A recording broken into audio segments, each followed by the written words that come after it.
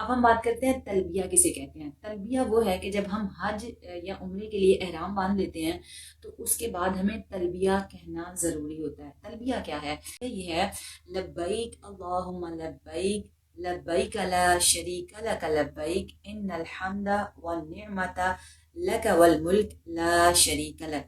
یعنی اس کے اگر ترجمے کے اوپر غور کیا جائے تو اس کا ترجمہ یہ ہے، اے اللہ میں تیری بارگاہ میں حاضر ہوں، کوئی تیرا شریک نہیں، میں حاضر ہوں، تعریف نعمت اور بادشاہی تیری ہی ہے اور تیرے سوا کوئی شریک نہیں۔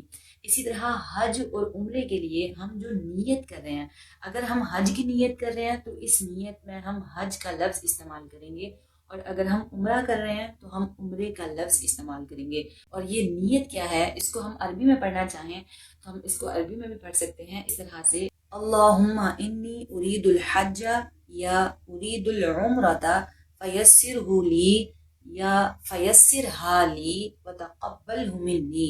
یعنی اے اللہ میں حج یا عمرے کی نیت کرتا ہوں، بس اس کو میرے لیے آسان فرما دے اور مجھ سے قبول کر لے۔ ان تمام باتوں کو اچھے سے یاد رکھیے، اس پر ضرور عمل کیجئے۔ اللہ رب العزت سے دعا کرتے ہیں جو لوگ اس سال حج کو جا رہے ہیں، اللہ ان کے صدقے ہمیں بھی اپنے اور اپنے محبوب کے در کی با ادب حاضری عطا فرمائے۔